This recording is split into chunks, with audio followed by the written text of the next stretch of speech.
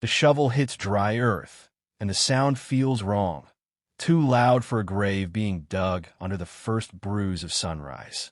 Mary presses her gloved hand against the wooden cross leaning beside her knee. Wind pushes dust over her boots, and the grave refuses to open as easily as she needs it to. Every scoop feels like tearing something loose inside her. A horse snorts behind her. Leather creaks. Someone dismounts slowly. She doesn't turn.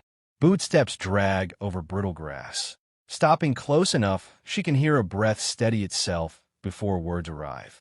"I know it hurts," Eli murmurs, voice low like he feared waking something beneath the earth. Mary's hands tighten around the shovel handle. She forces another clump of dirt aside. Her breath hitches sharp, and the wooden handle digs into her palm.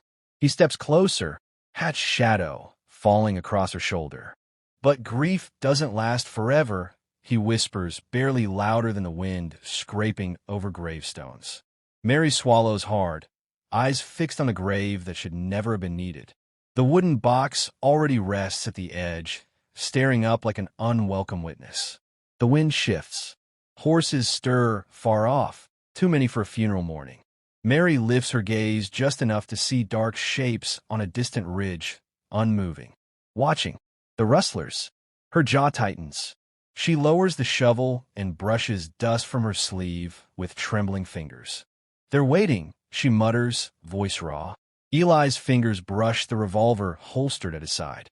Not a threat, just an old instinct settling into place. "They want you scared," he says. Mary looks down at the grave again, at the last piece of her husband not yet taken. She kneels beside the unfinished hole, dust settling in her hair. They already got what they wanted. Eli doesn't argue. The wind does that for him, carrying a far-off whistle, like metal sliding against metal, like rifles being checked. Mary places her palms flat on the coffin lid, closing her eyes. The wood is cold, fresh cut, never meant for him so soon. Hooves echo, a slow circling. Not close, but enough to prick the skin. Mary rises, brushing dirt from her black skirt, grief twisting sharp inside her chest. Eli watches the ridge. "They'll come back tonight," he says quietly. Mary doesn't look at him. They always do. Silence settles, heavy as earth waiting to fall. Eli sets something beside her, the shovel she dropped. He doesn't touch her shoulder this time, just stands, silent sentry against the ridge shadows. When the last clod of dirt falls, Mary presses the cross into the earth, leaning hard until it holds fast. Eli's voice folds into the wind, almost prayer-like. Good men don't die without someone standing in their place. Mary turns toward her home, the empty ranch stretching behind her like a wound left open, and the rustlers don't move from that ridge until she is gone. The hammer clicks back, sharp in the cold morning.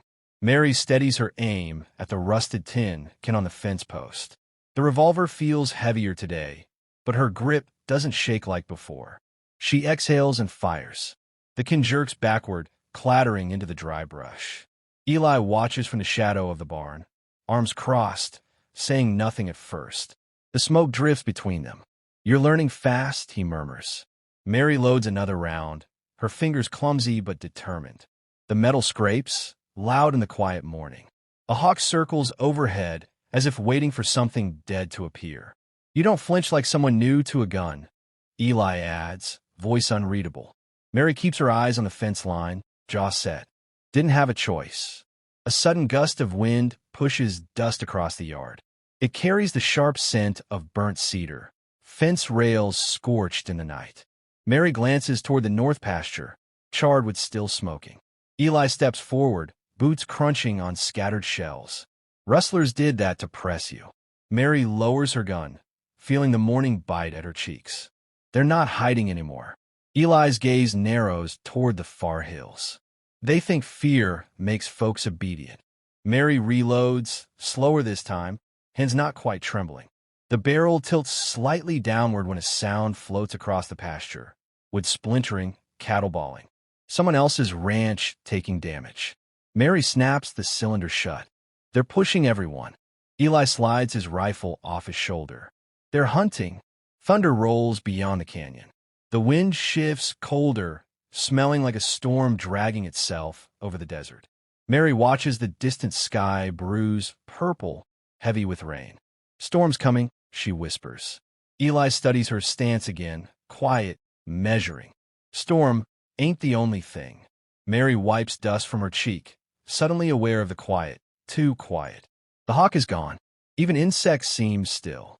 "Something's wrong," she mutters. Eli knots his jaw, checking the rifle's sight. They're watching. Always are. A single horseman appears on a ridge, then disappears into brush before a word can form. Mary's pulse presses against her throat. "You ever think they'll stop?" she asks. Eli slides a spent bullet from his pocket, war-scarred brass, and sets it on the fence post. Not on their own. The storm wind slams against the barn doors. Mary pushes hair from her eyes, tasting dirt on her tongue. Eli nods toward the house. "When night falls, keep lamps low." Mary turns from the fence, revolver still warm in her grip. They think they're the only ones who can take something. Eli meets her gaze quietly. "They ain't seen you yet." Lightning forks across the sky, and the sound trails long after, stretching across the dying afternoon like a warning no one cares to speak aloud. Gunfire tears through the stormwind, rattling the shutter before Mary can draw breath. She drops beside the table, revolver in both hands, heart pounding loud enough to drown the thunder. Lightning flashes, silhouettes rush the ranch fence, rifles raised. Eli kicks the door open with his boot, stepping into the rain like he'd been waiting years to do it. His rifle fires once, sharp, clean, and a shadow tumbles into the mud. Mary darts after him, coat whipping in the wind, hair plastered against her cheeks. Another shot cracks.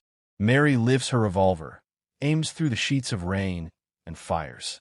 The figure jerks sideways, collapsing against the churned ground. The barrel smokes, rain spitting against metal. Eli turns, stunned for half a breath, long enough for Mary to see something like recognition in his eyes. "You hit him square," he mutters. Mary doesn't answer. A horse bolts past, rustlers yelling over the storm. The wind shoves against her legs, nearly toppling her as she reloads with shaking fingers. Eli pulls her toward the cover of the barn. They'll break off, just like they do when they're scouting. Mary grips his coat, rain dripping from her sleeves. They weren't scouting. They were coming inside. Thunder rolls like distant cannon fire. Eli freezes a moment, face shadowed beneath the drenched brim of his hat, like the sound remembered something he tried to forget. He turns toward the canyon. They'll regroup there. Mary follows, boots slamming through puddles, every breath cold enough to burn. They reach the canyon mouth, the cliffs rising like jagged teeth in the lightning glow. Gunfire echoes deeper inside. Short bursts, then screams swallowed by stone. Mary grips her revolver tight. Someone else is in there. Eli runs faster, rain pouring off him, jaw clenched hard. They slip between boulders slick with muddy runoff. Mary's foot skids. Eli grabs her wrist, pulling her steady without a word. A rustler fires from behind a rock outcropping. Mary reacts before thinking, one shot through rain and shadow. The man slumps sideways, hat rolling into flowing water. Eli stares at her again, the storm reflecting in his eyes. "You shouldn't know how to shoot that well." Mary wipes rain from her brow, breath sharp. Maybe grief teaches quickly. Deeper in the canyon, a cluster of ranchers huddle behind a fallen cart, hands tied, fear etched across mud-streaked faces. Lightning reveals them, captives. Mary runs to cut the ropes, lifting their chins one by one, whispering them quiet. An older rancher stares straight at Eli through the curtain of rain, disbelief tightening his voice. "I knew you wasn't dead, Scout Warren." Boots strike mud hard as Mary steps through the canyon mouth at first light, her coat dragging dust behind it. Across the clearing, rustlers reload by a smoldering fire, heads snapping up the moment they see her silhouette framed against the growing sun. The leader spits into the dirt, gun raised level. "You should have run when you had the chance." Mary lifts her revolver, barrel steady despite the tremor pulsing under her ribs. "I already buried what I had to lose." Silence settles, heavy as thunder without sound. The wind holds its breath. Even the horses paw soft and uncertain. sensing something tipping. A shot rings, hers first, cracking through morning calm. The leader stumbles backward, gun firing wild into the air. Rustlers scatter behind rocks, dirt exploding under sharp crossfire. Mary pushes forward, each step measured, boots sinking into morning mud.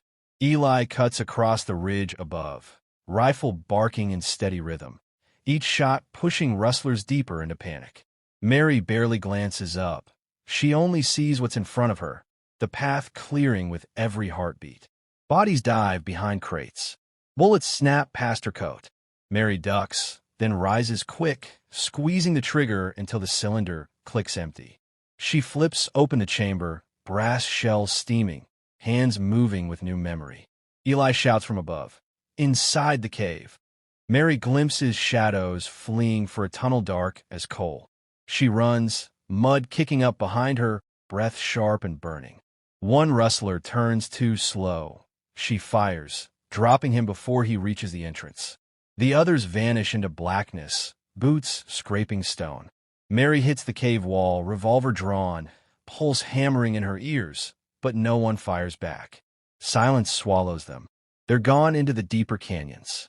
Mary turns slowly, morning light catching her face as freed ranchers gather around the fire, staring at her like she's something pulled from old campfire stories. Eli descends the ridge, wiping rainwater and mud from the rifle stock. He stops in front of her, breath steadying. They won't be back. Not with what they saw this morning. Mary holsters the revolver, fingers brushing the worn handle her husband once held. They took him from me. Eli answers quietly. And you took everything back. The rescued ranchers lower their hats, offering thanks soft enough to blend with the breeze. Mary steps past them, eyes lifting toward her ranch. Smoke rising, fences broken, but still standing against the new day. Eli saddles his horse, leather creaking under slow movement. Mary approaches, words caught in her throat, but his voice arrives first, gentle like dust settling. You had the strength. I only helped you see it.